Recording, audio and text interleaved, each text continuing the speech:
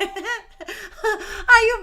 everyone, and welcome back to Beyond the Northern Wall, your weekly talk show with me, Kayla, your host. Sorry, I'm so loud. I apologize. Welcome. If this is your first time here on the Core's YouTube channel, Ayubon, welcome. This is us. We as Core. That who we be.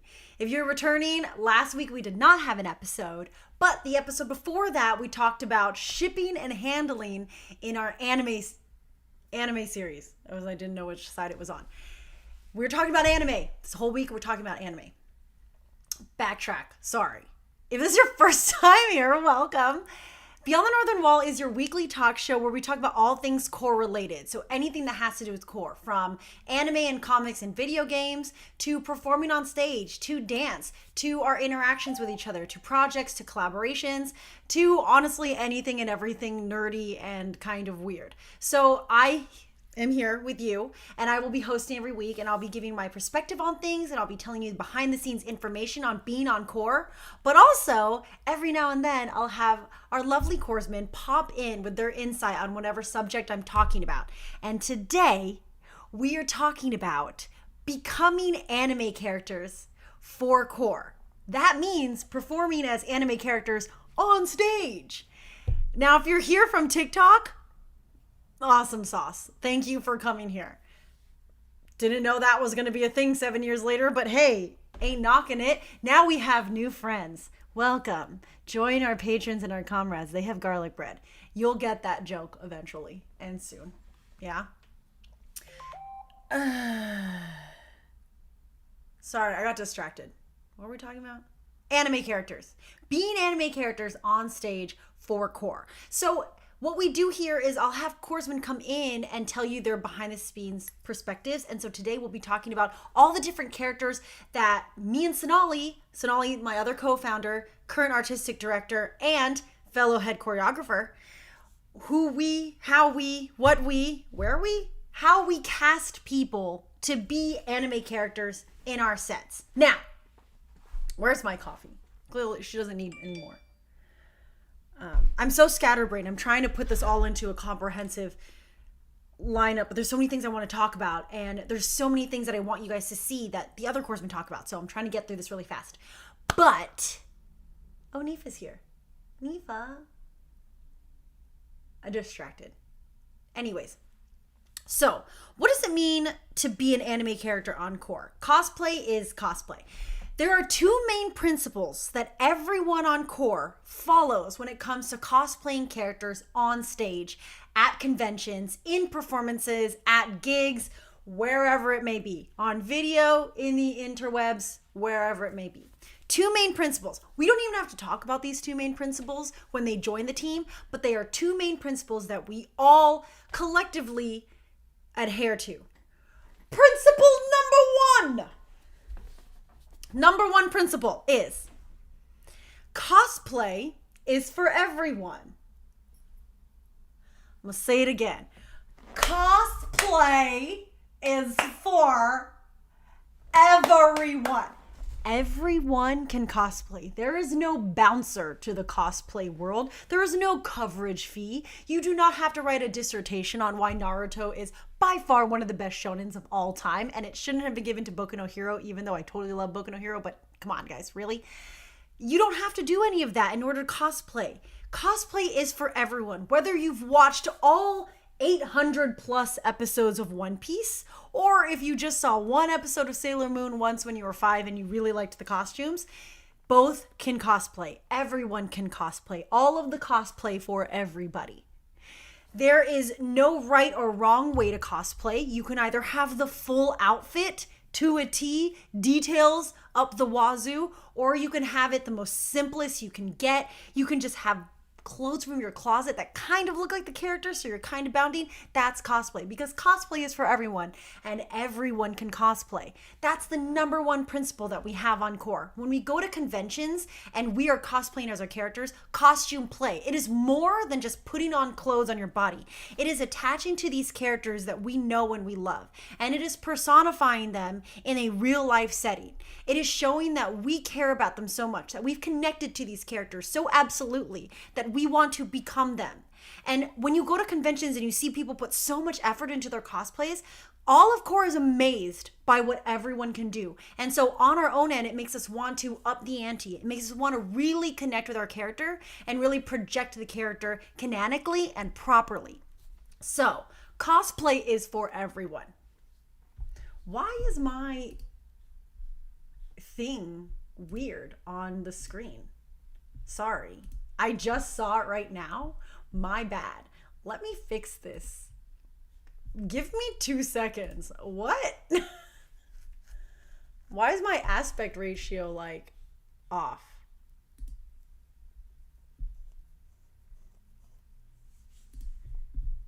What's going on?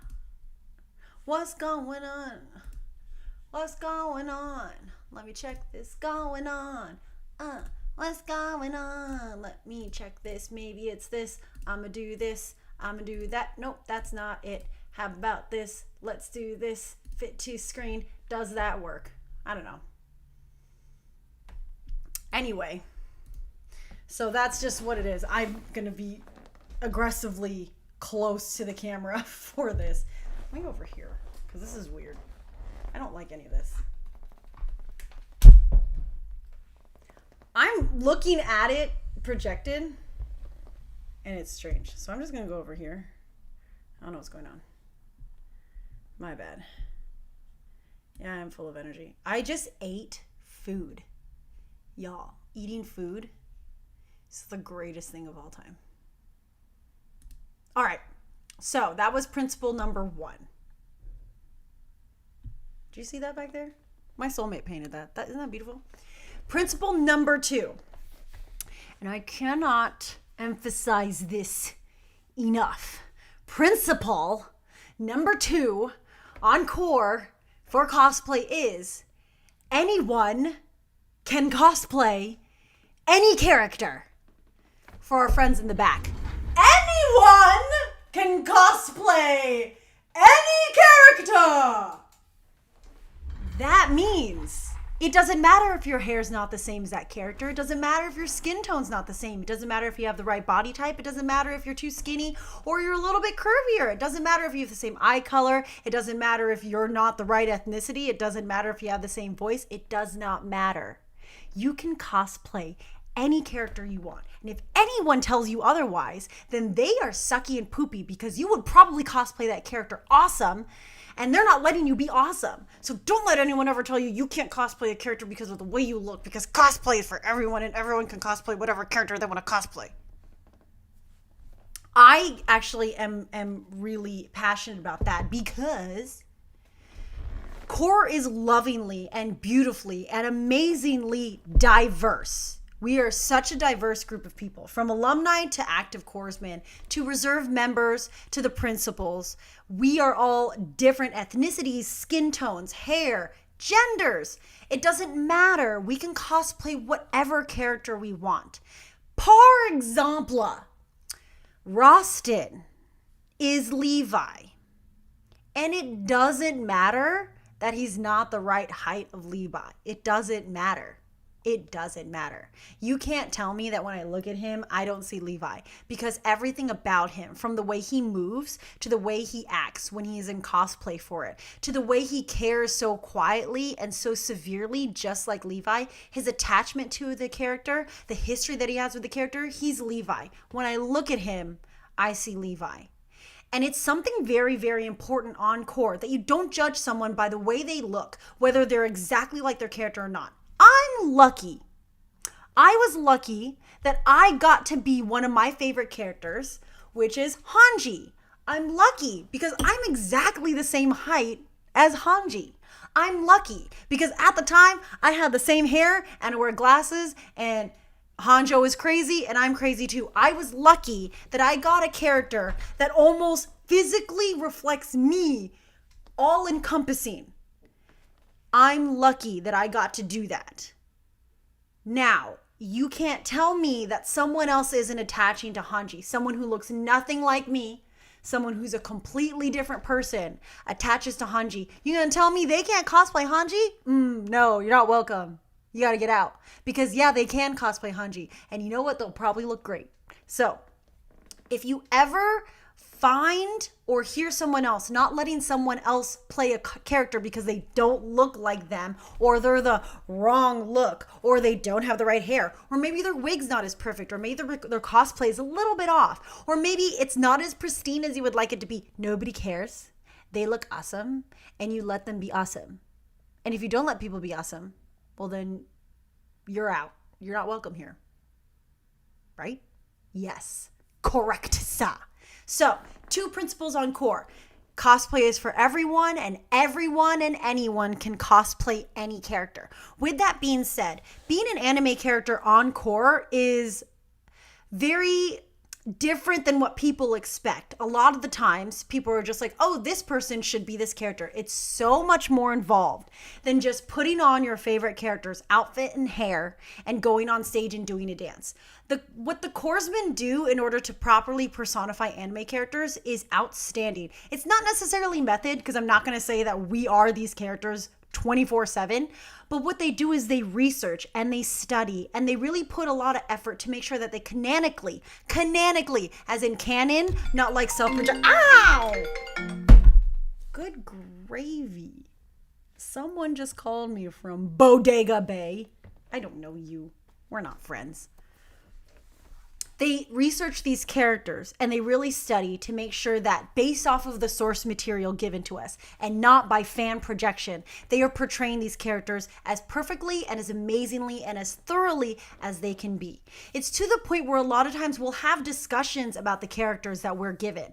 We are almost encouraged, not almost, we are encouraged to go research a character and find out facts or stats about them, or even analyses from other fans and even from the writers themselves or the animators themselves to describe the characters so that we can get a little bit more insight in things that aren't necessarily mainstream knowledge.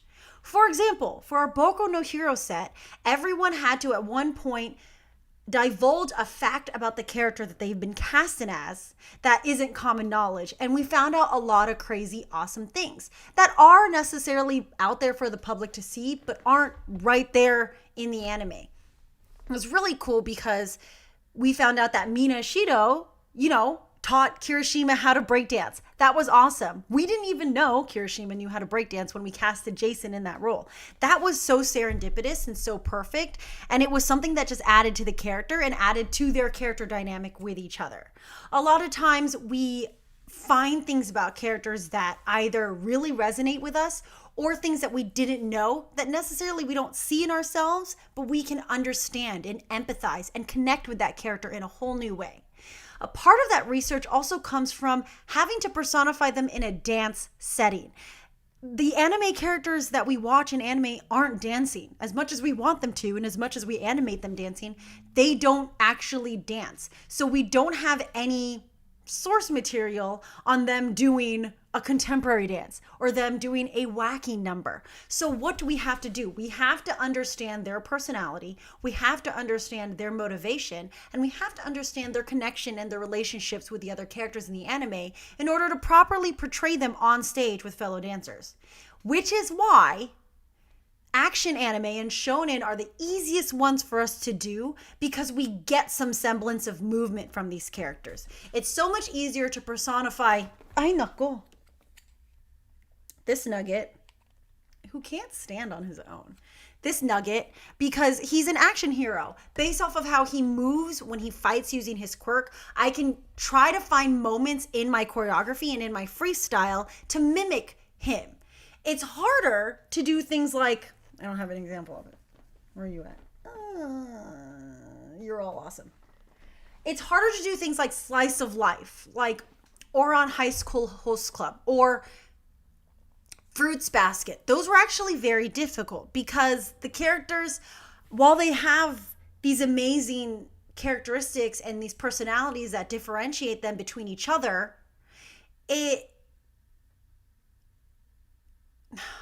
I'm trying to put the, sorry, I read the comments. I was like, oh, I knuckle. Sorry, it's a Filipino thing.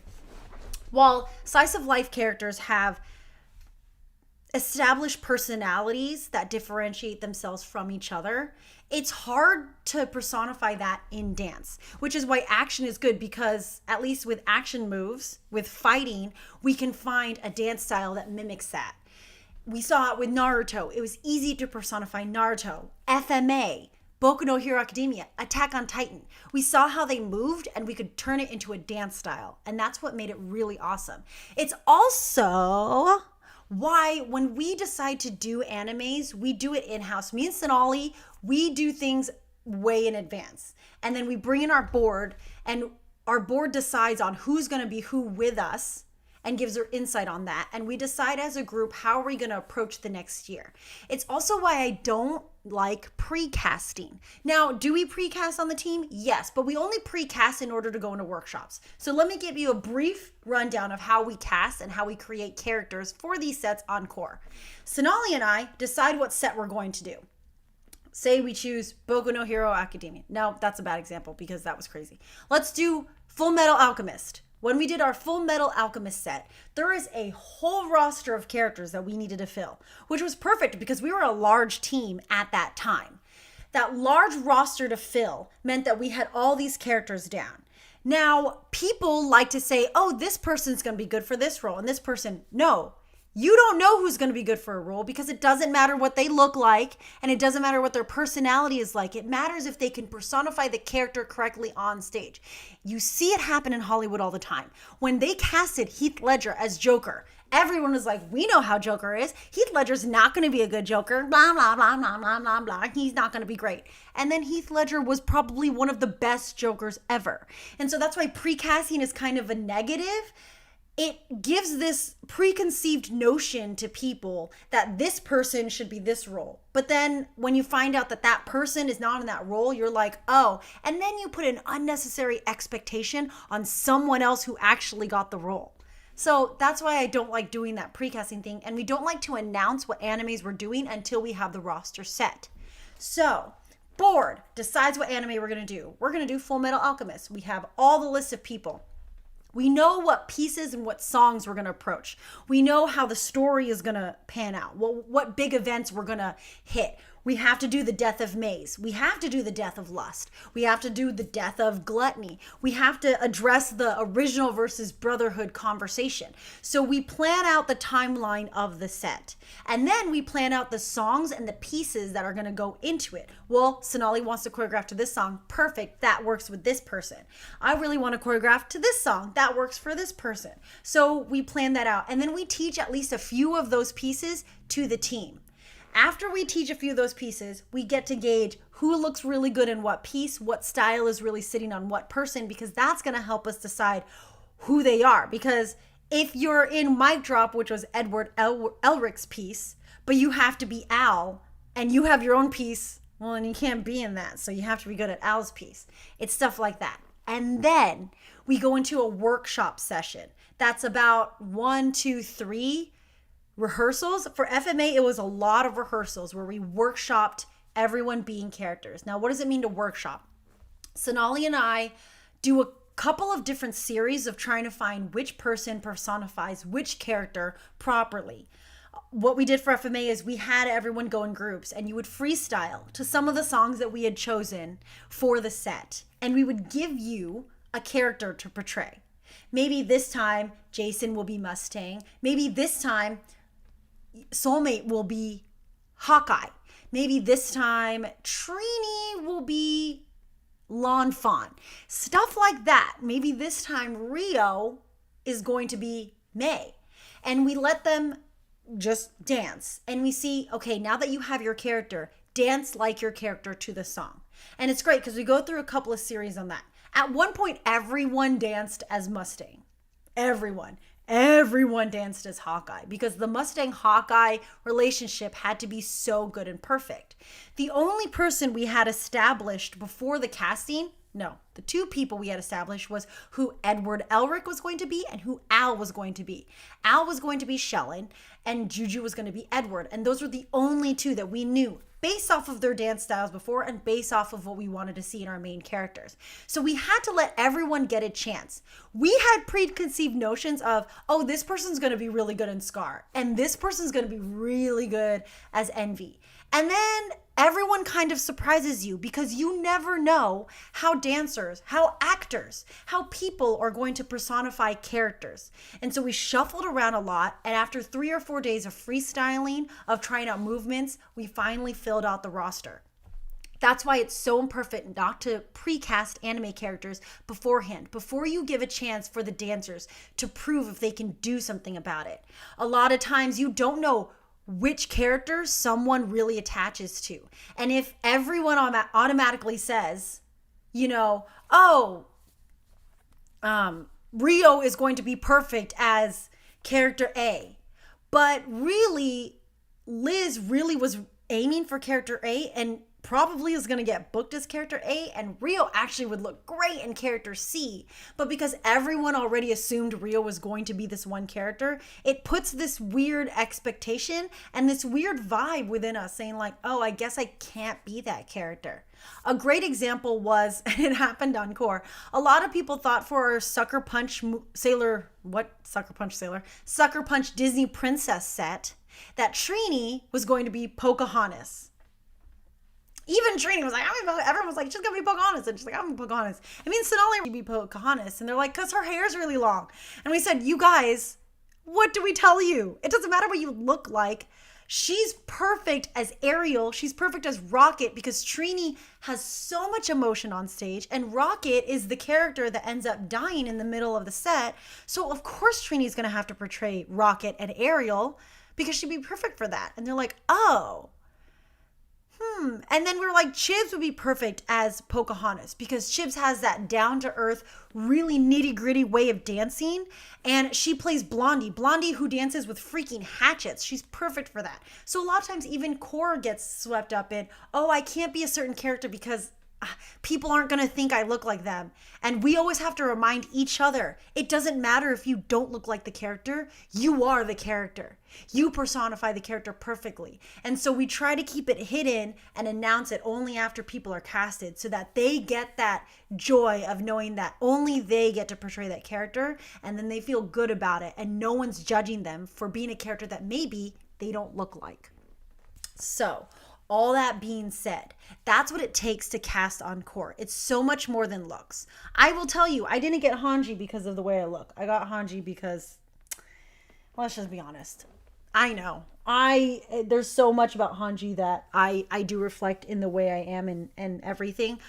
Actually, Core doesn't know this. I really wanted to be Mikasa when we made the set.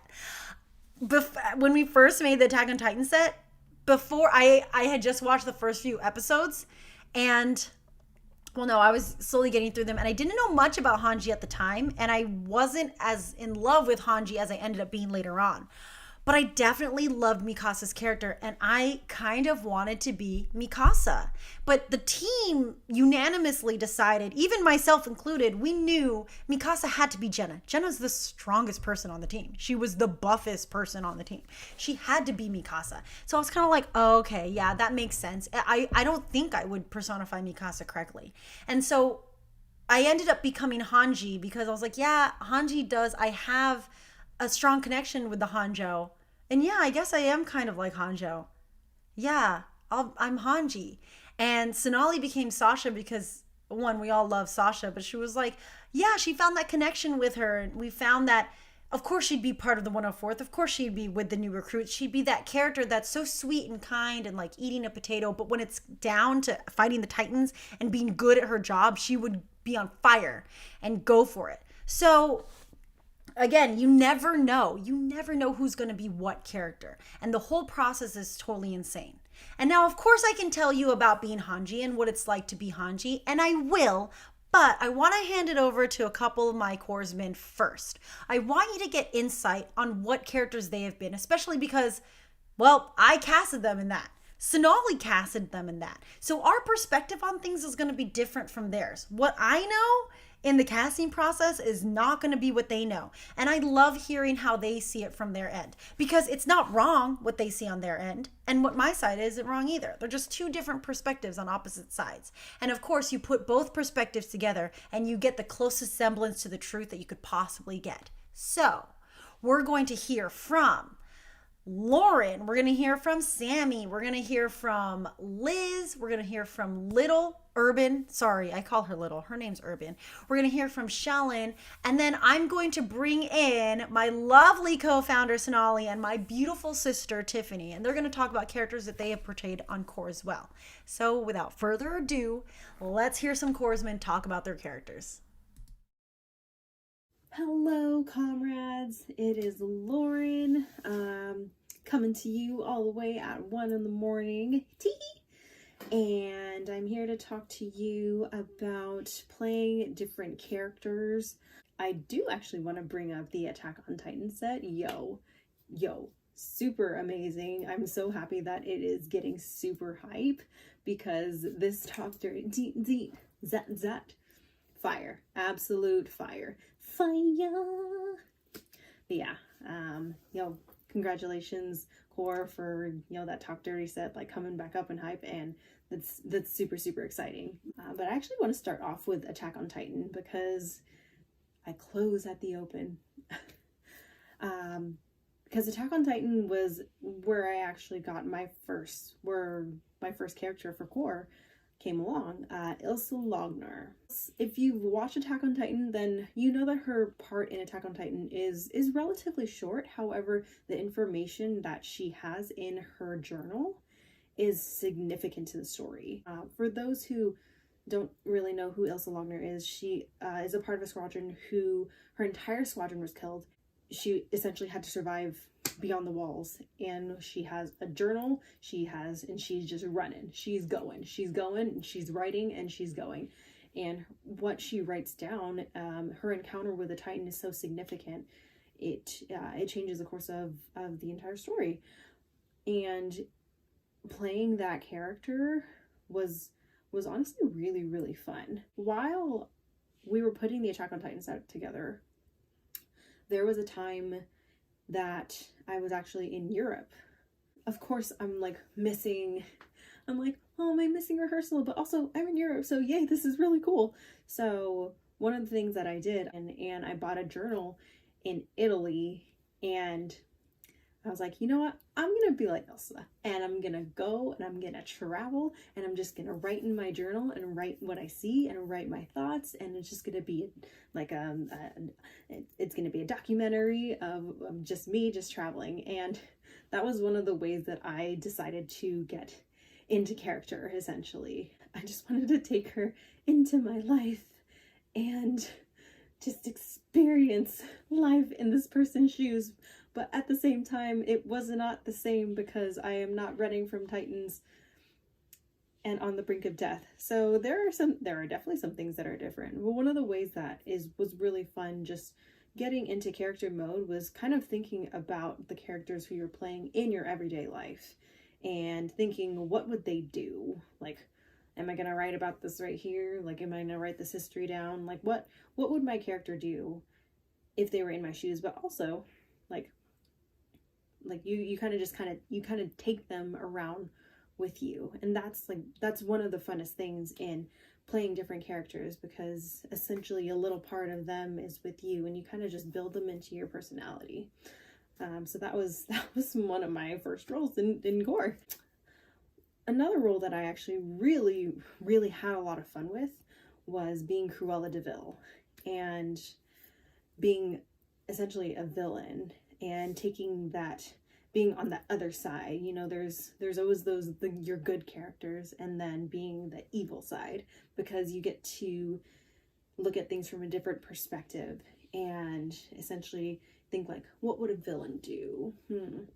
What would I do if I were Cruella?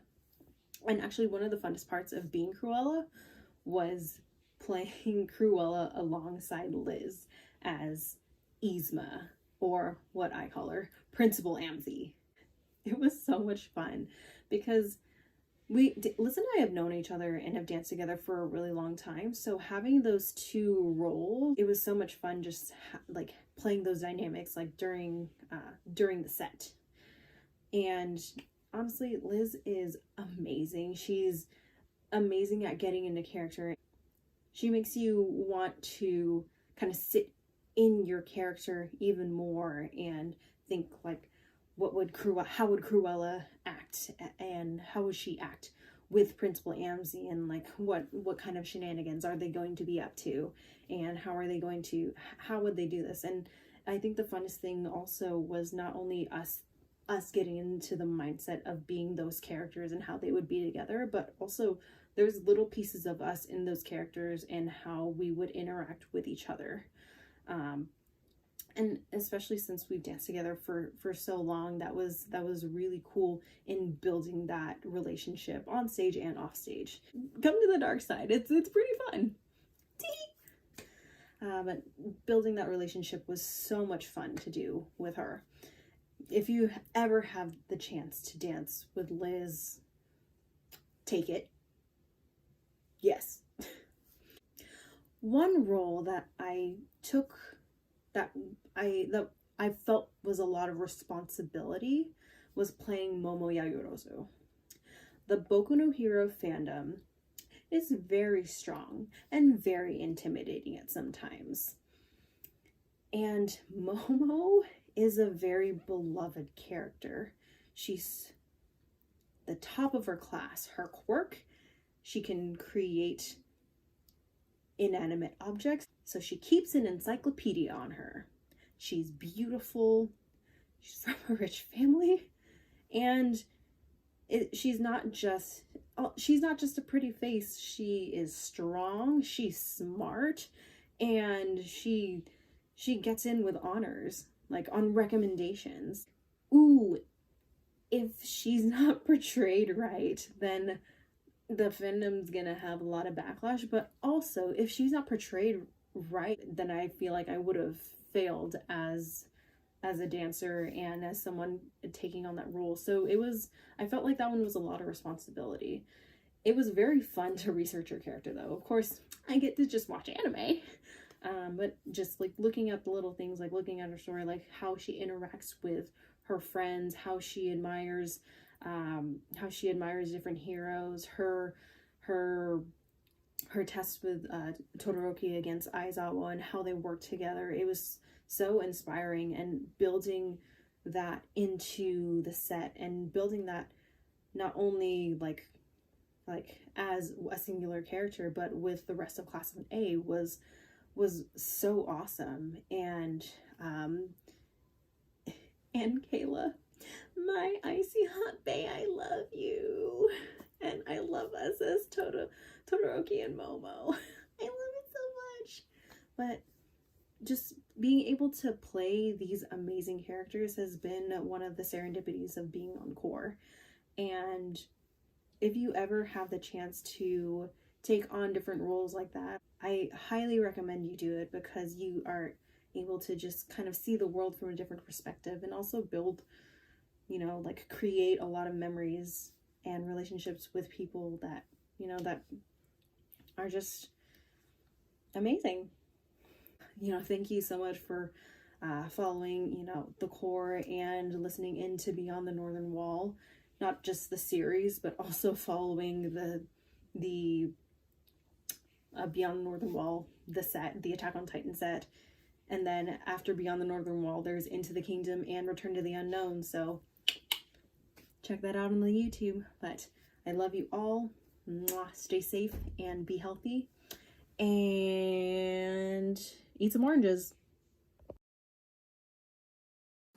What's up, comrades? Sammy here, and I want to tell y'all about becoming Yuko, because okay, how do I even begin? Yuko has become one of my favorite characters to cosplay, and she's become a character I really love. And I wasn't even supposed to be her.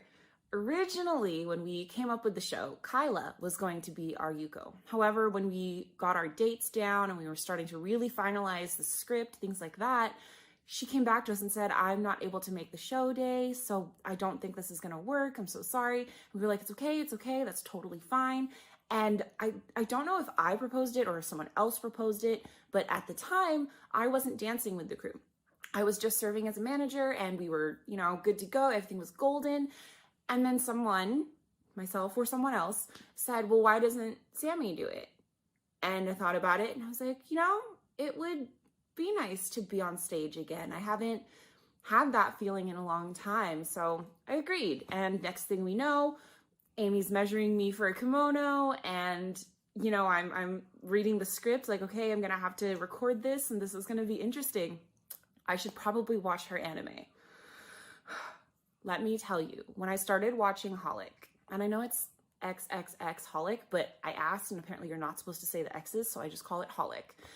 When I started watching Holic, I was so surprised at what I found, and then I was angry because it's everything that I like. Like, there's mystery, there's supernatural, she likes drinking a lot, and there's food, and then there's cute little characters. And I was like, this is everything I love in an anime. Why didn't anyone tell me to watch this sooner? And then I started paying a lot of attention to Yuko, and I was like, wow, I really like her as a character. I liked her character design. I liked the air of mystery that she has. And then I thought to myself, you have to portray that on stage. Okay, that's gonna be fun. So I started noticing her little behaviors, like how she holds her pipe, and how she talks to Walk Tanuki, and how she talks to everyone else. And she keeps secrets. So when she says things, she's always saying at least 3 things with every sentence she says. And I thought that was really interesting and really, really cool. Fast forward to recording the lines for Yuko. So she narrates all of Across the Multiverse, which is fine. It's a lot of words, but it's fine. And we're sitting there coming up with the voice acting for it. And there was one part I was super struggling with. I thought I was saying it one way, but when we listened back, I was like, wow, that's not how I thought I was saying it. Okay, let me try something else. And I think the part that I'm talking about, you can go and watch this in our Across the Multiverse playlist, but it's the part where I'm talking about Sailor Moon, and I'm talking about, I think it's introducing Young, actually. So this, at our debut, it was JK and LA dancing as Young, Sailor Moon, and Tuxedo Mask.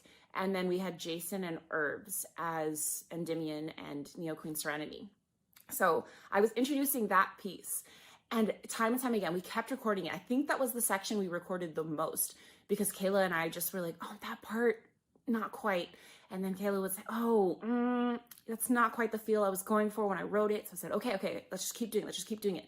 Finally, what ended up working was she actually loaded onto my phone the song that she intended to have playing in the background while I was talking, so that I could kind of hear what would be playing and I could play to that. And we talked about different emotions for each line and what we wanted people to feel as I was telling this story and what it would look like on stage. So in that instant, we had to know blocking, we had to know the feel, we had to know what the lighting was gonna look like, all so that I could get in my head and tell that story. And it ended up being just a really beautiful moment. When we were at Ronin Expo, if you watch in the video, Josh and I come in from off stage, and that means that the entire stage could be blacked out, which is really important when you're trying to completely shift the mood. And we're shifting from Oron High School Host Club, so it was a big deal to shift the mood. But when the lights come back on, I'm telling this gentle story about a kingdom in the stars, and suddenly there's a beautiful, gigantic moon on stage, and there's beautiful, glittering stars everywhere. So I'm so happy with what we finally recorded, because when that moment happened on stage, now mind you, I didn't see it at the time because my back is to stage because I'm proclaiming to the audience. But when I watched the video back, I was like, wow, that's what we wanted. And I just think back to that moment sitting there recording and getting frustrated at myself because I wasn't creating the product that we needed. And then finally, like with the song playing in my head and imagining the lights, everything, it came together. And then I watched it back after we performed and it worked. It was so amazing. But yeah, I love Yuko now. She is sarcastic, she's funny, she's mysterious, she smokes. I don't agree with smoking, so that's a big difference. But I love her so much. I love her so much. I bought a custom cosplay of Renaissance Yuko because she is, my girl is into sake and fashion. If you know me, you know. But yes, that's my story about becoming Yuko. I hope to have her on stage again because the kimono that Amy made is amazing. Kayla wants to add more fabric. I don't know about that. I was already having trouble getting up and down stairs. Josh was like, please don't fall. And I was like, catch me. So we'll see what happens. But in the meantime, I get my Yuko and I love her and I can't wait for y'all to see the other versions I have of her. I don't know who's next, but I'm sure they have a great story for you. So enjoy, and thanks, comrade, for hearing my story about Yuko. Whoa. Oops.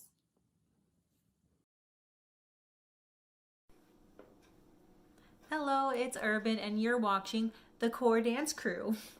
Today I'm going to be talking about a character that is very special to me. It's actually the first character that I had the opportunity to perform on stage with the Core Dance Crew, and that is actually Kaori from Your Lie in April. And Kaori was kind of an interesting character for me because I did relate to her, but also I didn't, because obviously I've never had a serious illness like that. I've also never really played an instrument like she has. So in some ways, like, I feel like I can relate to her, like the whole love aspect, and, you know, of course, being a teenager, I was a teenager at some point, and her passion. So the way I took it was her passion for music. I found that in my passion for dance. So that's how I was able to kind of relate to her and explore that in my movement, but also, like, you know, kind of like the sadness of that passion, if that makes sense too. Because of course, the piece that we did for Your Lie was very, very sad. But it was also a very fun piece to perform. The thing that I found the most challenging with her was learning how to play not play the violin, but hold the violin properly and dance while holding a violin.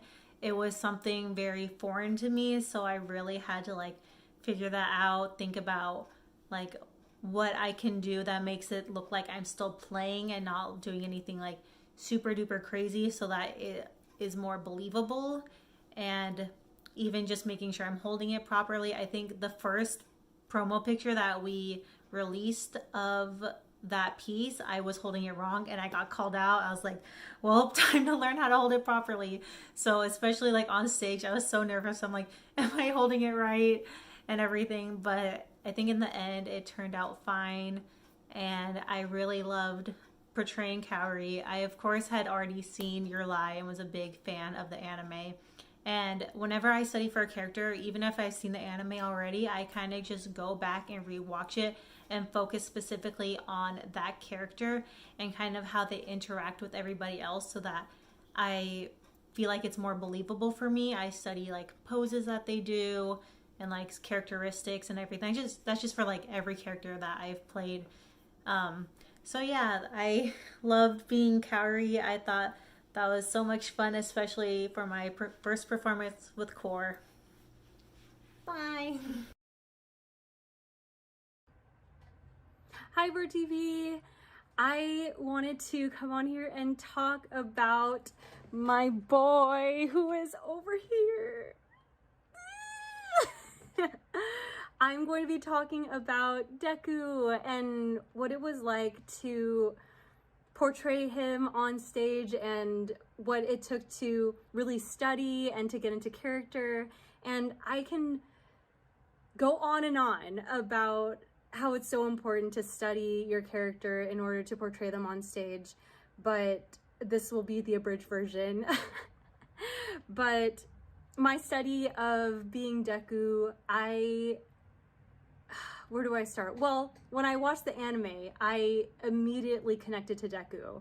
He was a nerd. Like okay, that moment when he was watching heroes fight in front of him, when he had his little notebook. This is literally the moment when I was like, that is me. I feel so seen. He had his little notebook and he was trying to figure out what everybody was doing, and he was just studying and trying to absorb as much as he could, just so that he can learn more about heroes and what it takes to be a hero.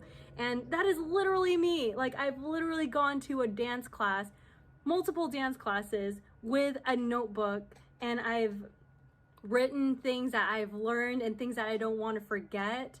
And there was one time when I went to a workshop, and it was for improv and also for battles, and then people were just dancing and they were watching, but then I was there in the corner with my notebook writing down like, ooh, that was a good thing to really know, or maybe I should try to do this. Oh, it was successful when they did this at this time. Like, I felt seen. So if the question is if I connected to my character, absolutely I did. With the studying part, it was fairly easy because I already had watched Boku no Hero before we were cast as anybody else, and I was also cast as Jiro prior to when I was cast as Deku. So when I got cast as Deku, I approached studying a little bit differently because Deku is the main protagonist of the anime. So there's so much more to dissect in the anime when it comes to his relationships with others and how he acts with everybody, because that's a huge thing about creating your character. It's not just about you. It's not just about what this character thinks or what their personality is like, but it's how it's reflected and bounced back with other characters. So how Deku interacts with Bakugo is going to be a different way that he interacts with Ochako or something, you know? So it's finding those nuances in their interactions with each other that I really loved studying and watching in the anime. And like his little mannerisms too, when he gets excited or when he's confused. It's just all these little things that make a character. And I had so much fun doing that and studying that when I was preparing to be Deku. That was one of my favorite parts, actually. Just nitpicking in the anime and being like, oh, he does this when he's kind of nervous, or like he does this when he's just like kind of like unsure. It's like, it's all those little things that I love noticing in animes and in characters. But when it came to actually dancing, I definitely went plus ultra and I worked out a whole lot. And this wasn't to, you know, get the body of Deku, because Deku is just ripped. Let's just be honest. He is super ripped in order to house this power that he now has randomly. So his body had to be ready for it. And that kind of was my inspiration for it, because I was preparing for this role. So I needed my body to be in a certain type of shape in order for me to really fulfill whatever I really wanted to put on stage as Deku. And so I really upped my regimen for working out. I even got a personal trainer. I just went above and beyond with training, but it felt good. It felt so good because when I was training, I was also dancing. So whenever I trained, I felt the reward of that when I danced. And in the way that Deku dances, I would think that he's very explosive and he's very full out. Not like explosive like Bakugo would be, but he would be extremely full out and powerful, and his movements would be very intentional. So I wanted to make sure that I could do that. And the only way I could really do that and have confidence that I could would be to develop my fitness so that it could match my character, and also the mindset, because it helped that Deku was working out and everything so that he could obtain one for all. And that was a big motivation too, because I'm like, Deku was working out too, and so if he can, then I can too. That was something that was really new to me when it came to studying a character, but I definitely feel like it was worth it, and it had really long-lasting benefits at the end because now I approach fitness differently, and it's all thanks to my prep to be Deku. And yeah, I think that's it. I love studying the character. Deku is probably my favorite character that I've ever portrayed on stage with Core, and it was an amazing ride to study him and to figure out how to dance as him, and I would definitely do it again. Thank you. Hey there everyone, thank you so much for tuning in today. My name is Jo and I'm going to be talking a little bit about my experience getting to dance as Naruto in our Naruto Straight Out of Quarantine set. We performed this set not too long ago in October, and it was a virtual event for Anna Marketplace, and we streamed the performance online at our studio. Now, this set was the first full set that we created since the pandemic began, but it was also the very first set where I was assigned a lead role. And so there are a lot of I guess nerves going into taking on this character, but fortunately Naruto is a very beloved icon, a very beloved classic character, and many people, including myself, really look up to this type of character. I would say that when it was first announced that I would be playing Naruto, I was more excited, and then the nerves hit later. Reason being that Naruto carries a lot of ideals and principles that I personally agree with and that I find relatable. I think it's just his personality is a bit different from mine in the sense that he's more loud. He likes attention, especially when he was younger. He's very mischievous, very playful, and he, wasn't afraid to just run around and be himself on full blast. Whereas for me, when I was younger, and even now, I feel like I tend to hold back a lot, especially in groups or just around other people that I'm not entirely familiar with or comfortable with. I will tend to be a little bit more reserved. I like to be a little bit more quiet, stand in the back, that kind of situation. And it's totally different than Naruto when he was obviously younger, but as he grew up, I think you're able to see more of his mature qualities. And those are the types of character traits that I respect and relate to a lot more in Naruto. He's very passionate, right? He values his relationships with people a lot, and he really just follows his gut. Now, in general, I feel like he's a very loved character because of those types of qualities. I think just for most people, including myself, we tend to exhibit those traits on a different level. So Naruto being somebody who pushes forward, and he's very strong when it comes to giving off his opinions, when he voices his thoughts, that kind of situation. He's very he sticks to himself, and he's not afraid to speak up. Whereas for a lot of other people, maybe we tend to share those same values, we just don't voice them as loud as he does. And I think for me, needing to be a loud character on stage was really what made me a little bit nervous going into this role. Now, I remember at rehearsal when we were announcing the roles and I got Naruto, my first thought was, well, which side of Naruto am I supposed to be on stage? And I think that kind of made a little bit more sense as we were connecting the pieces and actually building the set completely. I thought, okay, well, you know, this is set during a time when Team 7 was all together.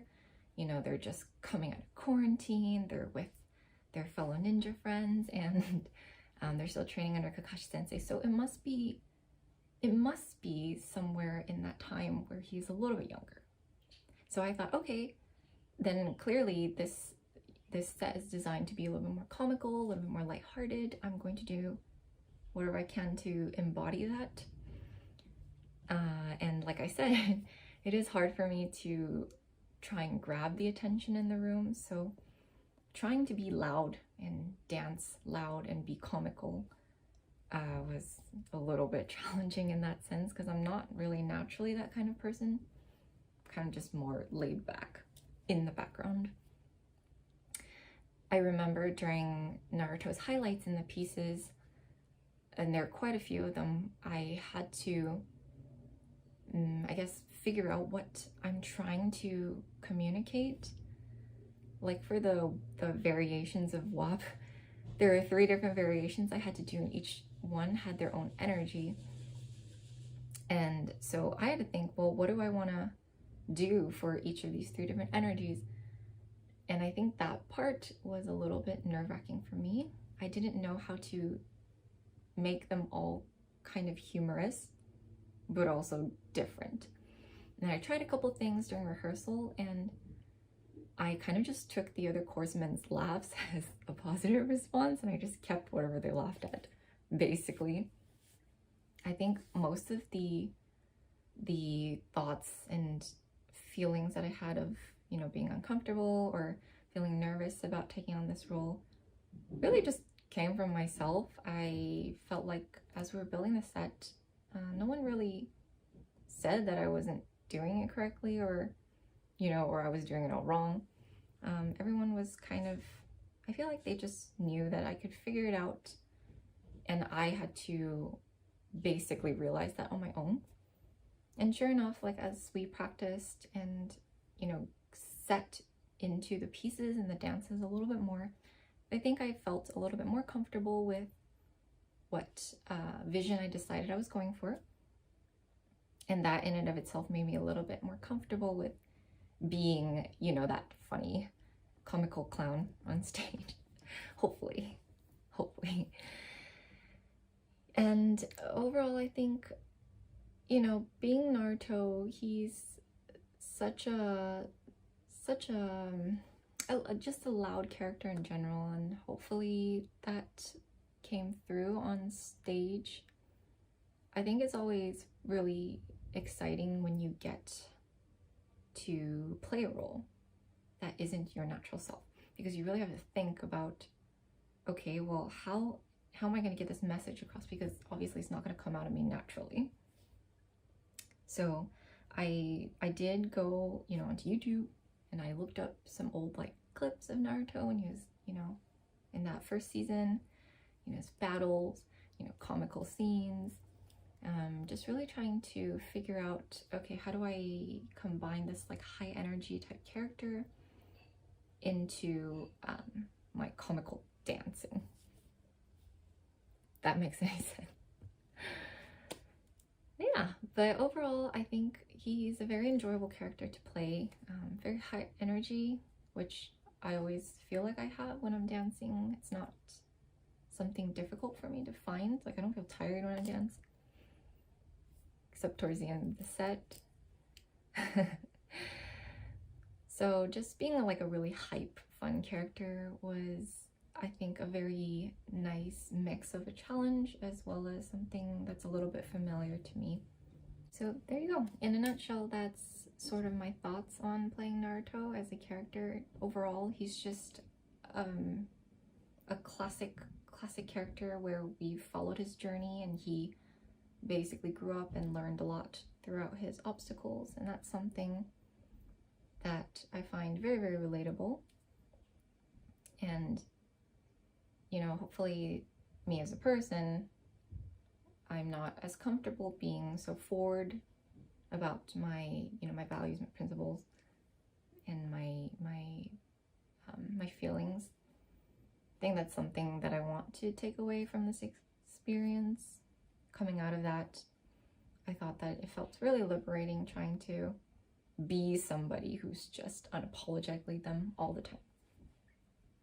And I thought that was really, really neat. So hopefully that came through on this set. If you guys haven't seen it yet, make sure you click onto, oh gosh, I don't know which side it is.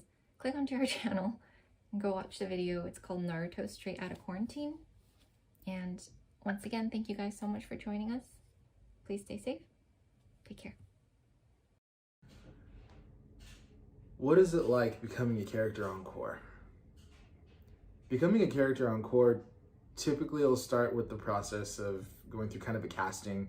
Everyone lines up and does character freestyles, and we just kind of move and do what we do to the music, and Kaylin Sonali typically will watch and kind of make decisions on who fits where and how they best fit and work with whatever set they have in mind. Typically it's a really fun process, especially if you get a glance at Kaylin Sonali, because when something happens that sparks like inspiration, or like something happens that they didn't expect, like they just light up, wear it all over their face.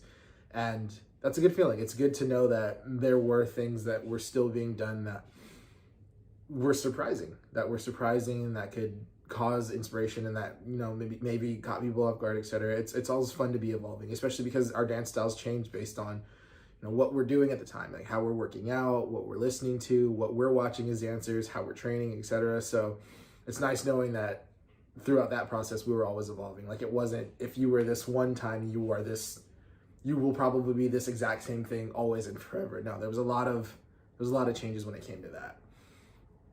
As far as actually becoming the character, all of that was, I guess the best way that I could equate it is, it was like having a relationship.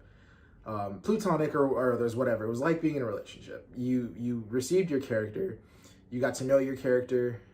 For myself in particular, I spent a lot of time reading, studying.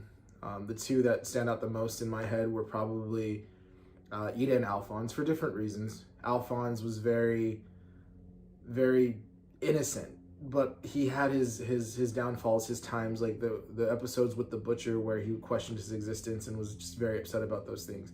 He had to be reminded he was a real person still. Those were very, very real moments for him, and nobody really thinks about that time or those times when they see Alphonse. They just see, you know, strong Alphonse, willing to protect everyone, willing to do anything for everyone, etc. And those were things that the protection part wasn't something that I had a particularly difficult time embodying, and that's just because of the people that I was around. Being on Core, it was kind of a natural instinct to always want to look out for my fellow dancers, just for no other reason than they were the people to my left and my right, you know? Like, we put our bodies on the line daily or at rehearsals to do the things that we do. We go to these places, like, why wouldn't you look out for your friends? That's a no-brainer to me. But building that part of the relationship with Alphonse wasn't terribly difficult. And I guess that's a really roundabout way of saying that those relationships happen and they're formed because of the people that you're around. Because the people that you're around pull out aspects and traits and things beyond just the dance for those characters. Because once you see those things in yourself, you see those traits and characteristics in yourself, you kind of walk into rehearsal ready to embody them, because you've been given a character that you're supposed to portray. You've been given something that people all around the world love, and you have to bring to life, and you have to add to, and you want to do such a good job at it. And it's so wonderful, but it's so terrifying at the same time, because, you know, what if it's not enough? What if blah, blah, blah, blah, blah. But it's only never not enough if you're not trying, which was actually one of the things I learned when it came to me getting to portray Ida, class rep. He and Alphonse had a lot of similarities when it comes to wanting the best for his class, when it came to rules, etc. Even when it came to having that one downfall of darkness, downfall, I guess, if you want to call it that, but just having a dark period, hero killer stain. But in the midst of all that, even he just wanted to do right, wanted to do his best, wanted to be his best, wanted to look out for the people that were around him. And Ida he's so proud to be class rep. He's so proud to be Ida. Like, he's so proud to be Tenya Ida. Like, and that's it. He's his authentic, most best self at all points in times, period. And he tries to step outside of himself to be so mindful and just Ida was one of my favorite characters to portray. He was one of the easiest, especially when we had the entire class on stage, because it legitimately felt like what it would have felt like to be the class representative. Like, you always got to try, you always got to put your best foot forward, you always have to do all those things. And seeing all of my classmates like nailing their solos, like doing work when it came to other sections, when it came to the choreography, when it came to training, when it came to becoming stronger, seeing them all do those things made me so proud. And I was like, is this just a regular friendship proud, or is it like, is this pertaining to like Ida proud? And I realized that those things weren't different, because I had now had a relationship with the character of Ida. Like, I got to be him, I got to portray him, I got to feel how he felt toward his class. And I realized that was one of the things that was so easy to put on the stage, to do those things, to put my best foot forward for the sake of my classmates, etc. So being a character on core, what is it like? It's basically like evolving, and it's learning different things about yourself that other people see in you, not only through just movement, because yes, of course the movements are there, and you learn those things. It's what we do as dancers. We adapt to what movement we need to. So learning how to dance with my hands like this at all times, and then even learning how to dance in a full suit of armor and having whatever range of motion I had, those were things that, yes, it was because of the character, and those were the things that I had I guess an easier time doing, since that's what we do as dancers. But it's really getting to know how a character would react and respond to a situation, and what they would do, etc. Like, there were moments in both sets that nobody really had to coach them. They were authentic because of the relationships we all formed with our characters, of all the research, of all the watching things. Like hugging or protecting Hawkeye, I couldn't form a wall, so instead I put my entire body in front of Hawkeye. For Ida, Deku lost her, when Liz was Deku, lost her jacket during our tech, and I was off stage for a second, so I got off stage, ran down to the floor, got the jacket, ran back down. Like, no one has to coach those things. Those things are characters, and once you get to know your character, you get to know their mannerisms, you get to understand those things. It becomes so much easier to not only want to put on a good show and fall in love with your character, but it becomes so much easier to be that character around people that bring those things out of you. And that's what core was, and that's what being a character on core was, is, and forever shall be, and also with you having some. Huh? Oh, it's like a totem pole. Oh, they can hear you guys now. So welcome back. That was everyone. As you can hear, you could probably hear Sonali and my sister in the background. I'm going to have them jump in. I have to do this in real time, so it's a thing. We're going to talk about being our characters. Where are you guys at? There you are. Is this it? There you are. Boom, shakalak. Here we go. Yay! Oh, that's weird. Let's do this. There we go. All right. Soulmate. Over here for me. Yes, on the screen. So, you got to play Sasha. Now, what's funny is that what a lot of people don't know, especially us being the co-founders and the original directors and the head choreographers, they think that we get to pick our own characters whenever we want to. What do you say to that, soulmate? I say no. I say nay. Because it's so crazy when you get to watch all these beautiful, talented dancers, like, pretty much audition for their roles. Like, your mind immediately snaps to, like, oh, this person is perfect. This person is perfect. And then you're like, oh no, who am I? You know, it's not up to us. Sometimes it's the characters that we want are just not in the cards for us. And it's okay, because, like, you have to look at the bigger picture and prioritize telling the story. Like, it's not about you. Just saying. Dropping some knowledge that's so stinking true. Did you ever have a character that you ended up playing and you wanted a different character and then you ended up falling in love with the character you actually got. Yes, it was Sasha. Because, all right, so being completely honest, when we were putting together Attack on Titan, I didn't really see myself in any of the characters, and I remember talking about this with Soulmate, and she had decided Hanji, and I could not for the life of me see anybody, and I was like, I guess I'll go with Sasha because all I really know about her is that she's comedic relief, and or the comic relief, and she really likes to eat, you know? And I was like, yeah, okay, well, I guess that's me. And then as we saw the show progress and we saw her kind of kick butt, literally, just that, I mean, spoilers, I mean, it's been out forever, but like that episode where she takes on the Titan by herself and then she saves the little kid. Like, as soon as that episode happened, I was like, oh my God, I have really, really big shoes to fill.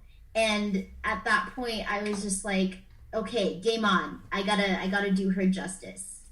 And I, like, as the show progressed, as the manga progressed, I fell in love with her even more. And, like, it was just so fun to put different, you know, like, different skins on her, like, into the kingdom and all of the stuff we got to do with her. And yeah, I love her so much. I miss her. people don't know, and it's funny, we don't talk about how we didn't expect to be Hanji and Sasha the first time around.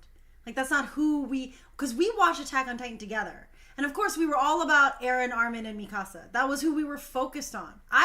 Even when the vets first got in, like when Levi first showed up, I was like, I don't necessarily like the hype characters when they first show up. I'm always like super, like, who are you? I don't know if I like you. I don't know enough about you. I care about the kids, like Golden Trio. So for us to find that harmony with Sasha and Hanji, and then it was great because I didn't realize the fandom really paired them together a lot too, because they were both really crazy and out there. And I was like, oh, then we can bring that out in our friendship on stage, that we can be, so we can continue to be crazy and out there. Great. So it's cool because, yeah, you have been identified as Sasha. So many of the comrades know Sasha is Soulmate. And so it's really cool, and we don't really get to talk about that aspect of it, which is awesome. Achi, I continuously talk about how I cosplay you as Jupiter whenever I've cosplayed Jupiter. So can you kind of explain what it was like to be Jupiter and why that was such a thing? Hold on, you're muted. You're totally muted. You're muted. Look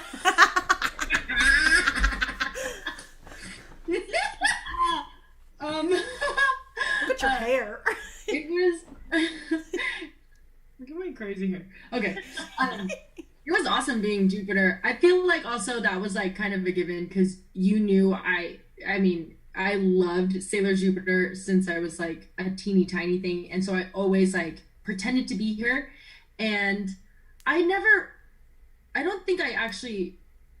what's weird is I don't think I actually like identify with her. You know, I don't think I'm really anything like her, and I think that's why I like her so much, because she's like the tall, she's kind of like, you know, everyone in the series who isn't like the Sailor Scouts and stuff kind of are intimidated by her, but she's so sweet. She's like so girly actually, but she looks like she's not. And maybe well, no, that's not me. And then Angie, no, like such the caretaker. She was like such the mother, like of the girls. And then she like freaking was Thor when they would go to like war. You know, you're like, I was like, wow, she's amazing, and I just really, really loved her. And so it was so cool to like actually cosplay her. But it was even cooler because we did it in the Jenna Kuiper fashion, because she choreographed that version, and it was like such a great costume, and it was so comfortable. And also I think that was my first time cosplaying, and I was like, oh yeah, I could do this like forever. This is what I've always been doing. It's just, it was weird when we were just doing it by ourselves, and now we do it with all other weirdos, you know? And it was so fun. I loved it. And I loved it too because it was so many crossovers. Like that was the first where we just like mashed everything together. I loved playing Jupiter. And so, yeah, she is a super special place in my heart. Even when other people play her, like, I don't care. I don't feel super possessive over my characters. I just feel like, oh, yay, someone also gets to experience Jupiter. It's like a relationship or something, you know, like a special, like, I don't know. Like, oh, they get to feel like what it feels like. So then you also got casted as Maleficent in our Disney villain set. And Maleficent you had an attachment because Maleficent at that time was being portrayed in the live action by Angelina Jolie. And so many people say you look like her, which you do. And then you also had to stand in the middle of the stage the first time we performed that and just be Maleficent. Like, if you guys watch our original performance of Disney Villains at Ultimate Brawl, she just stands there for the whole set until she dances. So what was it like trying to get into the persona of Maleficent? Was it hard for you? Was it easy? What was it like? Wait, before I get into that, when I tried to record the video and send it to you, it's so funny because I was trying to reminisce about, like, I was like, oh, I loved doing a villain set and dancing with, and I was trying to remember the other villains, and I was like, and Eddie, and I was like, wait a second, Eddie. I was like, why do I have Eddie burned into my mind? And I was like, oh, he was stood there for the entire set and just watched Eddie, who was in front of me, like, you know, doing every number. It was like Eddie is burned into my set, like into my brain for villain set. It's so funny. But what I loved about it, I think the movie came out maybe that year that we did it, right? Probably. Mm-hmm. Yeah. And it was so good and it was so beautiful, and it gave us a different perspective to Maleficent. So it was fun to go into it with that mindset, and we got to record, like, all the villains got to record their voices as the villains, and so that was like another layer that was so fun to do. And then, like, Josh made that, like, crazy staff that, like, lit up and stood in the freaking platform. So I was like, I have powers, you know, like, everything was set up very easily for me to take on the role, you know, as long as I, like, wanted it. And it was so fun. But again, like, it's because the rest of the crew, you know, everyone was, like, so into their parts. Like, Brother as freaking Scar, and then Goge, and Liz and Amanda. I was like, no, Lauren. Lauren. Oh, other small person. Lauren. Like, so, it was like so intense. And then everyone else as the what are they called? Those. You know, sorry, like it felt like I had, I don't know, it felt minions. super powerful. I had minions, and that song was so good. The song that I finally, like, come off the platform to do. Finally. That was a good song. I loved it, and I liked it. I liked walking around with that, feeling that kind of power, because I don't walk around like that. You know, I'm like super shy and like super weird, and then I do weird things when I shouldn't do weird things, you know, like I could maybe do less of that. But it was nice to, like, stay in that character and, like, stand tall and have people come to me instead of me go to them. It was fun. So then, in a similar fashion, Soulmate, I actually was going to ask you about one character, and then I realized there's a second character that goes along with it. So we know you've played Sasha, and we know you've had to play characters that maybe you didn't initially have a connection with, like Denki, you played for Boku no Hero. But also there's characters like, you've played Storm and you've played Sakura from Card Captors, two characters that you've loved as long as I've known you. What was it like finally getting to play characters that we identify with you as your favorites, and then getting to actually do it on stage? Gosh, initial happiness kind of got overwhelmed with like, oh my god, I need to do this character so much justice, like even more so for everyone else than myself, because like I don't want to, if this is someone else's favorite character, I want to make sure I'm putting my best out there, but then also like getting up there. And it's as Soulmate said too, like once you're in that character and you have people coming to you, you're like, who am I? Who am I?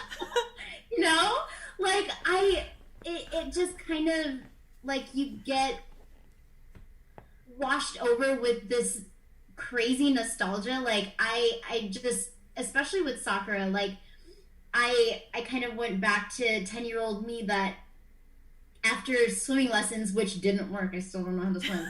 Like after swimming lessons,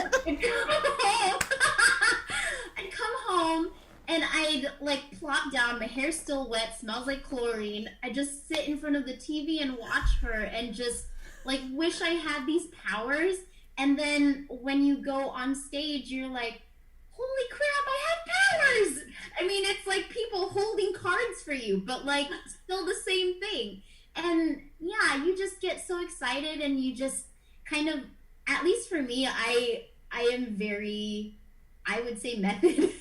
So I kind of lose myself in the characters a lot, and like I get lost in the stories, and it just feels good. Like you feel so happy. And then, so I also want to ask you, Soulmate, because you've had so many comrades say this to you at panels, at conventions, where you're an inspiration to them. Because a lot of times they felt like because of the way they looked or how they were, they couldn't play certain characters. And then they watch you kill it on stage. We were lucky enough, like, so many people when we did FMA, they were like, Winry is so on point. She's beating up Ed. Why have you forsaken me, Winry? Like, so intense, full Aries energy. And so many people were like, oh my gosh, like, seeing her on stage event, oh, I can play it too if I identify. And you've had so many comrades come up to you during panels, say you're an inspiration. What's it like for you to know that you look up to like chocolate covered cosplay and all these other different POC cosplayers, and you are one of those POC cosplayers that inspires other people? Like, what is that like for you? What does that feel like? It feels really nice because like I didn't know about these people before. Like when I was getting into anime for the first time, and I was like, oh wait, like you can cosplay as these people? Like I want to do that. And then I felt horrible because like I would look up characters that had dark skin. I literally Googled dark skin anime girl, and like 3 things would pop up, like Ed from Cowboy Bebop and Yoruichi from Bleach. And I was like, so that's all I have? Okay, I guess. I mean, Ed is just like a crop top t-shirt and biker shorts. I guess I could do that. But then, and then like when we went to the conventions for the first time, I mean, I don't, Soulmate, you remember this, but like with CG randomly, we went to Anime Expo and performed at the after party dance situation, and like we were walking around, and that was kind of our first, or at least my first introduction into this kind of realm. And I was like, whoa, there's so many people cosplaying as so many different things. And like, and then I started finding chocolate covered cosplay and all these other crazy, amazing, inspirational people. And I was like, man, I have people to look up to for this. And now I'm like, I feel like I need to do as much as I can to make sure everybody knows that it's okay and that you can do literally whatever you want. Because if those people weren't there for me, then I would be Ed and Yoruichi for the rest of my life. Like, oh no, I'm crying because I'm really emotional. Or I feel like I feel it happening. No, but it's so true though. It's so many. It's you, it's Chibs, it's Shellen, but it's also Jason and Rostin too. Being darker skinned does set a precedence. when we cosplay. And it's amazing because I've watched people just go, oh my gosh, you look exactly like the character. And I'm like, yeah, don't they? Like, they look, you can't tell me when you put on, everyone's saying it, when you put on Raven, you looked like Raven. You were walking around as Raven. Except for that one guy who was sure you were, what was it, Psylocke? Storm? He was so convinced. Yeah. Oh, but then there's that one guy that was like an Indian Raven. Ugh. And like, yeah, that one still hits me a little hard sometimes. And yeah, it does, because you're like, dude, what? She looks exactly like Raven. And that's why I'm telling the comrades out there, there are no bouncers in cosplay world. You don't have to pay a coverage fee. Anyone can cosplay anything. You can't tell me. I mean, Shellen just talked about it. When Shellen put on Ida, he looked like Ida. Like, you can't tell me he doesn't look like Ida in his pictures. Like, does he look like Ida from the show? I'm gonna say yes. Like, I can't. My sister said it the first time she watched Roston be Levi in Attack on Titan. So she's like, he's sitting there drenched in sweat. His shirt's like half off because he's so tired. And she's like, he doesn't look anything like Levi. But if you told me that's Levi, I'd be like, yeah, look at him. He looks like him. But he doesn't look anything like it. And so that's always been such a great inspiration. I love that as one of the leaders of core, you're right there in the forefront and so unapologetically cosplaying. So I think it's great that we have that. We have that aspect of, we are predominantly diverse and a predominantly POC crew, and we're predominantly female as a dance crew. And so we can just be strong female human beings in general, and just strong human beings all together. So thank you both for jumping in and talking about your experience. I'm gonna have you guys on more often, because the whole time we were just chatting in the background. So I'm gonna peace out with you guys, and then I'll probably call you guys later. But thank you for joining me. Thank you. Thanks for having us. So that was my lovely soulmate and my beautiful sister talking about their experiences of being characters on core. And so this is a very special episode. Of course, we're going a little bit over. It's around 9:25. But I wanted it to be a little bit longer, because I wanted everyone to give their insight of what it meant to be an anime character. You listen to people talk about becoming a character, what it takes to be a character, what it's like, how you end up carrying that identity with you beyond the stage, and what it means to really address the fact that you're cosplaying a character that you maybe don't look like. Now, for myself, I played Hanji. And like I said before, I was lucky because I didn't expect to play Hanji off the bat. That is a true statement. When I finally decided, okay, I'm going to be cast as Hanji, someone's like, yeah, you're going to be Hanji, I really just went headfirst into the Hanjo. And I'm not caught up on the anime, but I am fully caught up on the manga. Like, that's where I find my Hanjo-ness. And the more I found out about them, the more I related to the way Hanji approached life and approached things. And the way that they understood their role in humanity, and how they were so willing to sacrifice everything for the greater good, was something that I don't want to say was inherent in me, but something that I wanted to, whoa. Why does my thing not like that sound? It's something I found in Hanji that I really wanted to portray. And so, am I going to say that my personality is 95% Hanji because I just want to be Hanji? Yes. Unabashedly, just being Hanji.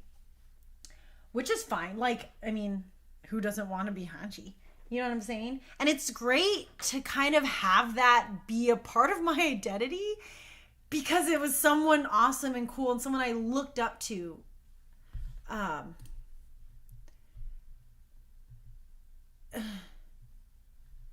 Sorry, I got like a notification. I've also played... What is going on with my thing? It's like lagging. Open widget. What's a widget? Sorry. My streaming's poor.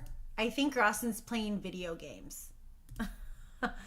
So someone tell him to stop. Anyways, I've also played Todoroki, and Todoroki was someone who was actually became someone super important to me too. I did not expect to play Todoroki in our Boku no Hero set. We were talking about who could play characters, and I remember my little actually said, I think Big could play Todoroki really well. And I told her at that meeting, I was like, wow, thank you. That's a huge compliment. Todoroki was the big shonen energy. He's the big Capricorn in Boku no Hero Academia. And so I was scared to play him. I had played a boy before. I played Greed in our FMA set, and it was funny because I didn't play Greed because I personified Greed. I played Greed because we needed a Greed, and I was the only one on the team who didn't have a character yet. So there's like a lot of behind the scenes, and there's so much emotion and so much like creation that went into FMA. And what a lot of people forget about FMA is that it was like we meticulously picked everyone's characters, and then me and Soulmate were like, oh my gosh, we don't have a Greed, and you are the only one that went out a character. And I was like, it doesn't matter, who cares, like I'll just be in the background. And I didn't mind it doesn't matter if you're in the background, because it helps fill this full spectrum of the picture. So I got to play a boy, and it was fun being like Greed. I did not look like Greed at all. And like if you watch it, I was like, man, I look like a spider. Like I'm like just this gangly thing on stage.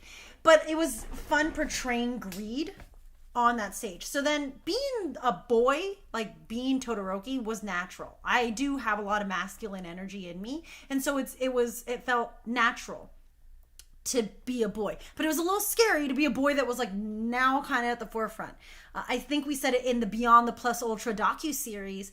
JK was like, yeah, and you have like bright white and red hair, and you have white boots. It's hard not to find you on stage. And that was really nerve-wracking to know that everyone's going to be watching me. I had played Hanji in the Beyond the Northern Wall trilogy. So Hanji was clearly seen and noticeable in every scene. But Hanji it was just me being me on stage. I was just being myself on stage. It was so natural. So being Todoroki was really hard, and I had to really delve into the character to really find him in myself. And now he's definitely someone that I'm like, I don't have the same backstory as Todoroki. I don't have the same mindset as Todoroki, but he's very important to me. Clearly, he's very important to me. He's someone that's, because I have so much Todoroki stuff on my desk. It's crazy. And then Hanji's in front of me. But becoming a character for core has been so rewarding. We all take these characters with us beyond the stage. A lot of people have asked me on my Instagram and asked, would you ever cosplay another AOT character other than Hanji? And I responded to someone and I said, I don't think I could, because we gave everyone a character. All the original members of core each got their own Attack on Titan character specific to them. And it would seem wrong to take that from them. Sammy will always be Nifa. Nifa is what we call her on the team. Some people join core and don't even know her name's not Nifa. They're like, who's Sammy? And we're like, oh, Nifa is Sammy. But Nifa was always part of Hanji's squad. And having Nifa next to me, having her Virgo to my Capricorn, has always seemed natural. And so that's her character. No one can take Nifa from Nifa. It would be wrong. I couldn't cosplay Mikasa. I just couldn't. I couldn't do it. That's Jenna. Only Jenna can cosplay Mikasa. Mikasa's so in her. And there's characters like Adam didn't think he was going to play a good Eren. He didn't expect me and Sonali to give him Eren Yeager, the main character. He was sham-wowed and thrown. And both of us were like, there wasn't a doubt in our mind that you were going to be Eren Yeager. I don't know what you're talking about. You're perfect for it. And it really, resounded in him to be Eren Yeager. And I remember him telling me years later that he was like, I actually was ready to quit dancing. After I did that last performance with you guys, I was ready to be like, you know what, I think I'm done with dancing, because it's not really like, I'm not really feeling it. And he wasn't getting where he wanted to be. And he's like, then you guys gave me the main character of the Attack on Titan set. And he was like, I did not expect that. I was so thrown. And everyone on the team was so supportive of me being Eren Yeager. And it's what pushed him to, beyond leaving core, he ended up joining GRV and fulfilling his dance career beautifully. And I love it because in that relationship too, he was Eren. And when I was Hanji, he calls me mom now. If you ever tag on to any of his streams. He's a great streamer on Twitch, Adam Longsword. He'll always pop in. He goes, "Oh my gosh, it's Mom!" And every time we see him, he goes, "Mom," because Hanji was kind of mom to Eren. That's how we always saw it, and that's how we kind of played our relationship during the Beyond the Northern Wall series. And so I love that me as Hanji and him as Eren will always be how we relate to each other. Me as Hanji and Rawson as Levi is how we relate to each other beyond like our relationship. It's how we relate to each other as best friends. Rawson literally is like, I mean, soulmate's my soulmate. You can't replace your soulmate. Sorry, Rawson, you're not my soulmate. Soulmate is. But Rawson is my best friend. He is the Levi to my Hanji, and we love their dynamic because their relationship and their connection with each other is something that we really admire and we really love, and we love that we can find it in our friendship and relationship too. So when you become a character on Core, it is something so deep and so emotional to us that it helps create this pathway on into how we live our lives. Like, what a great way to live your life, to reflect that of like this amazing anime hero that you look up to. So that's why cosplay is so important, and that's why this crew cosplays characters, because we are major nerds. We love to cosplay, and this is the closest we can get to actually being the characters, is to cosplay them dancing. So that's what we'll do, is we will continue to cosplay them on Core as long as we can. Yeah, I'm like old, and I will cosplay until I'm 50, which isn't that far off. So that's what it like. That's what it's like to become an anime character on Core. We'll delve into other characters later on at a different date, but this very special episode has gone way over the time limit, which is fine, because who doesn't want to hear from amazing people like my Coresmen? Anyways, coming up, is it this? Let's see. Yes, it is. Oh my goodness. Do you see that? Did you see that? This Friday, Improve Your Improv with Liz on our Instagram will feature Goge. Goge was our Deadpool. If you haven't seen our X-Men set, oh gosh, she's choking. If you haven't seen our X-Men set, please go watch it. If for anything, I mean, I love all of us, love the Coresmen, love Agents of S.H.I.E.L.D. Watch it for this guy right here. For Goge was the perfect Deadpool. To the point where he moved all the way to Australia, and every time we went to cons, people would be like, "Is Goge with you?" I remember him as Deadpool. He was amazing. He will be tuning in from Australia for Improve Your Improv this Friday with my bro TP. So make sure you're following us. Let me throw that up one more time. Make sure you're following us on Instagram at the Core Dance Crew so that you can watch it live, or you can even watch it back on our IGTV. Also, if you want, I sometimes Twitch. I haven't streamed in forever, but you can follow me on Master of Nowhere, and Core has our own Twitch. I forgot, I don't even have a promo for that. But you can follow us on Twitch at the Core DC. And as you saw, so many of our Coresmen stream on Twitch, so you can find us there. We have on our Cores Twitch, we do a lot of streaming of us playing Among Us. Oh, sorry, it's Saturday. I'm so sorry. It's not Friday, it's Saturday. On our Core Twitch, we stream us playing games, whether it's Among Us or Scriblio, which is a Pictionary. It's crazy.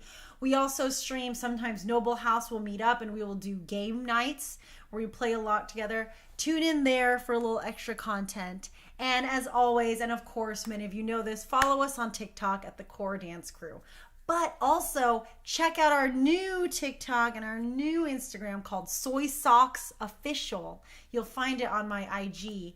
It is a new project that we are ready to announce very soon. It's something beautiful that I've started to create with my wonderful sister, my amazing Coresmen. I can't even tell you, in this time of quarantine where we've had to like stay home and away from each other, this is a great way for us to connect together, but it's also been something that is expanding our reach, and so we're super excited.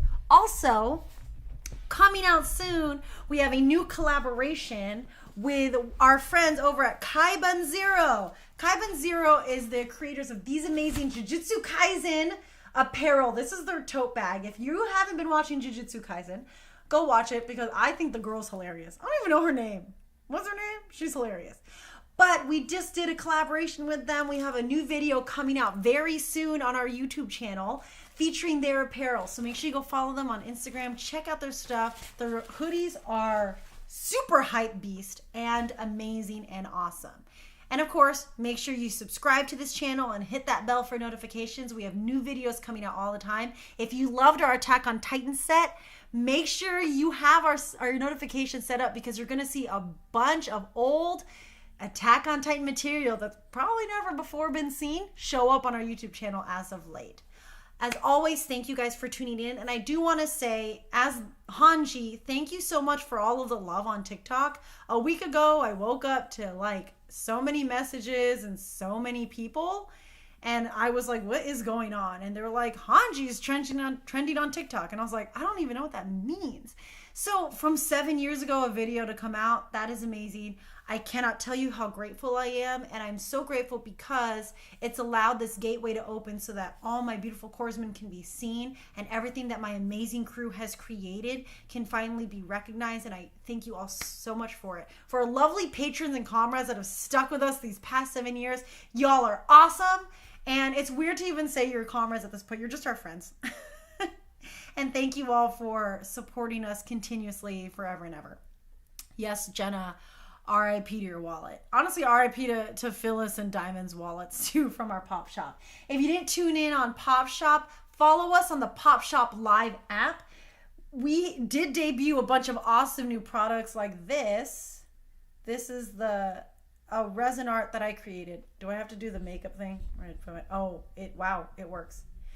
In honor of the TikTok that has gone viral, we made these awesome keychains. This is Nifa's keychain. Let me do it again. Look at that. Oh, look how beautiful she is. She looks like a statue. Yeah, so if you want to see awesome merch like this, oh, I'm over here, camera. Look into my soul.